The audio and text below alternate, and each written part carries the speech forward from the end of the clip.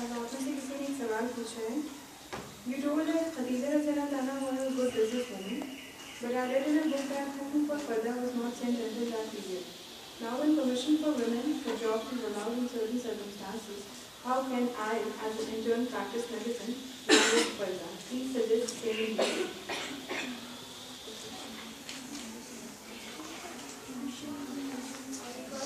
آپ لوگوں کے پاس اگر کچھ اور کوشچنس ہیں تو والنٹیئرس کو دے دیجیے اور پلیز کوشچن جو بھی ہو وہ ٹاپک سے ریلیٹڈ ان سے زیادہ بہتر ہے. شکریہ.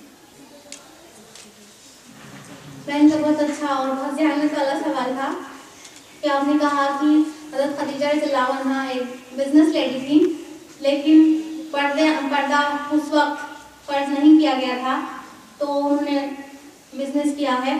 اب اس دور میں ہم پردے میں رہ کے بزنس یا کوئی بھی جاب کو کیسے کریں حدود شریعت میں رہ کر. بہن آپ نے بہت اچھا دماغ لگایا ہے کہ حضرت خدیجہ جب مکی دور میں رسول اللہ صلی اللہ علیہ وسلم تھے تو وہاں پر حجاب کی آیت نازل نہیں ہوئی تھی. لیکن آپ نے ضرور پڑھا ہوگا کہ حضرت خدیجہ رضی اللہ عنہا اپنے محرم کے ذریعے بزنس کراتی تھی. اس سے جب حجاب کی آیت نازل ہوئی ہے اس سے پہلے بھی شی واز موڈیسٹ. وہ بہت باحیا خاتون تھی اور بہت ان کا مکہ میں نام تھا. تو جب حجاب کی آیت نازل نہیں بھی ہوئی تھی تب بھی وہ پبلک میں آ کے بزنس نہیں کرتی تھی. ہم نے اپنی گفتگو کے درمیان بھی کہا کہ وہ بیفور نکاح رسول اللہ صلی اللہ علیہ وسلم سے جب نکاح ہوتا اس سے پہلے وہ اپنے بھتیجے کے ذریعے اور اپنے دیگر محرم کے ذریعے بزنس کا کام کیا کرتی تھی. اور اللہ کے رسول صلی اللہ علیہ وسلم سے جب نکاح ہو گیا تھا تو رسول اللہ صلی اللہ علیہ وسلم کے ذریعے اپنا مال تجارت بھیجا کرتی تھی نہ کہ خود پبلک میں بہت زیادہ انٹریکٹ ہوتی تھی. تو وہ اس سے پہلے بھی باحیا خاتون تھی اور بغیر فرض ہوئے بھی حیا میں اور پردے میں رہتی تھی. تو انہوں نے اندر رہ کے بہت زیادہ پبلک انٹریکشن کے بغیر بزنس کیا ہے. وہ آج بھی اس کو بن سکتا ہے. رہی بات کہ اب حجاب کی آیت نازل ہو جاتی ہے مدینہ میں جو کہ سورہ نور اور سورہ احزاب ہے. سورہ نور سورہ نمبر 24 آیت نمبر 30 اور 31. آیت نمبر 30 میں مردوں کا حجاب ہے کہ مومن مردوں سے کہہ دیجئے کہ اپنی نظریں نیچی کریں اور اپنی شرمگاہوں کی حفاظت کریں. اور سورہ نور سورہ نمبر 24 آیت نمبر 31 کہ مومن عورتوں سے کہہ دیجئے وہ اپنی نگاہیں نیچے رکھیں اور اپنے سطر کو تھامتے رہیں اور اپنی بیوٹی کو کسی کو بھی نہ دکھائیں سوائے اپنے والد کے بیٹے کے اور محرم کی لسٹ ہے. اور سورہ احزاب میں پردے کی آیت ہے سورہ احزاب سورہ نمبر 33 آیت نمبر 59 کہ اے مومنہ اے نبی اپنی بیویوں بیٹیوں اور مومن خواتین سے کہہ دیجئے کہ وہ اپنا جلباب اپنی اوڑھنی لے لیا کریں تاکہ وہ شریف ذاتی پہچانی پڑے اور کوئی ان کی عزت سے نہ کھیلے. تو یہ بے شک یہ آیات مدینہ میں نازل ہوئی ہے اور اس کے بعد ہمارے لیے فرض ہے کہ ہم حجاب میں رہیں. یہ ناممکن نہیں ہے, تھوڑا ٹف ضرور ہے لیکن ناممکن نہیں ہے. ہم نے آپ کو بتایا میرے پاس ایگزامپلز ہیں, کئی ایسے ڈاکٹرز ہیں جن کو ہم جانتے ہیں پوری میڈیکل کی پڑھائی انہوں نے مکمل حجاب میں رہ کر کی ہے اور ان کو آڑے نہیں آیا حجاب اتارنا اپنی اسٹڈیز کو کنٹینیو رکھنے کے لیے, کیونکہ جب لگن ہوتی ہے تو انسان اس کی جد و جہد کرتا ہے. جہاں کہیں آڑے آئے گا آپ اپنے حق کے لیے لڑیں گی. ساری چیز کے لیے تو ہم حق کے لیے لڑتے ہیں, بس خالی اسلام کو فالو کرنے کے لیے کہیں پہ دقت پیش آتی ہے تو نہیں کرتے. ارے یہی تو جہاد ہے. لفظ جہاد کا مطلب کیا ہوتا ہے؟ اسٹرگل. تو یہی عورت کا بہترین جہاد اس کا حجاب ہے. تو ہم حجاب کے لیے تھوڑے اسٹرگل کریں اگر ہم دنیا میں کمانا ہی چاہتے ہیں تو, ورنہ کہیں عمر کے کسی دور میں کسی وقت یہ امپاسبل ہو جائے کہ ہم جاب کریں اور وہاں پر حجاب کی تمام چیزوں کو فالو کر سکیں. اب ہمارے پاس دو راہ آ جائے کہ اب ہم ادھر جائیں کہ ادھر, تو کوئی بھی عقل رکھنے والا انسان بولے گا کہ جب دنیا کی زندگی کھیل اور تماشا ہے اور آخرت کا گھر اصل زندگی ہے تو ہم کو نچھاور کر دینا چاہیے, ایک گیم ہار جانا چاہیے اصل گیم کو جیتنے کے لیے. تو کہیں جب ایک دم ایکسٹریم کنڈیشن میں کہ اب کوئی آپشن ہی نہیں رہ گیا تو اللہ کی رضا کے لیے اپنی خواہش کو اگر ترک کر دیں گے تو اللہ اجر عظیم سے نوازے گا. جتنی شدت ہوگی آپ کی غلط کام کرنے کی طرف, جتنا زیادہ چاہ ہوگی اس کو چھوڑنے پہ اتنا सॉलिड सवाब मिलेगा।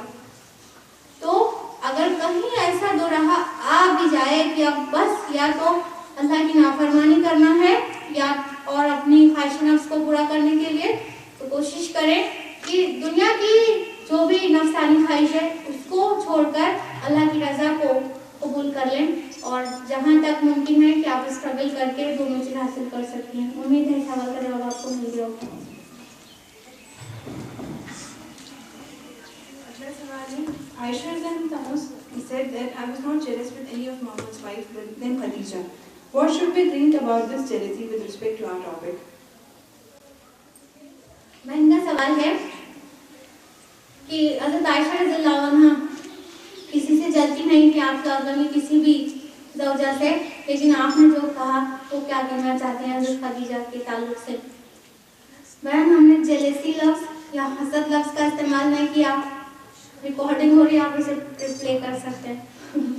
हमने लफ्ज़ हसद का इस्तेमाल नहीं किया, रश्क का इस्तेमाल किया था, और रश्क एक जायज़ फेल है।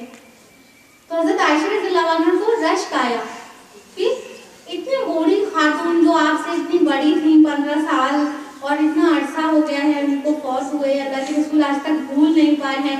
रश्क में एक फीलिंग होती है काश हम भी ऐसे होते, ठीक है, रश्क में ये फीलिंग होती है। रश्क और हसद में एक बुनियादी फर्क समझ लीजिए। रश्क होता है कि किसी के पास कोई चीज़ है, हमको भी मिल जाए, उसकी छीन ना जाए, वो काश हमको भी मिल जाए, ये रश्क फीलिंग है। ये जायज़ फेल में से है, हराम नहीं है। हसद जो है, हसद ये फीलिंग है कि कोई चीज़ किसी के पास है, उसकी देख के लगे वो हमें मिल जाए, उसकी छिन जाए, उसकी छिन के हमारे पास आ जाए, ये हराम है। तो आयशा ने हराम काम नहीं किया था, हसद नहीं किया था, सिर्फ उनको रश्क आया था और हमने लफ्ज़ रश्क का ही इस्तेमाल किया है।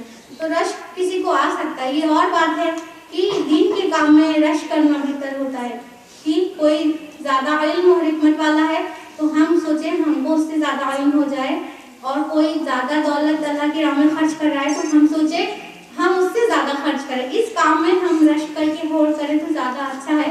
बाकी रश्क भी जायज़ फेल है, हराम नहीं।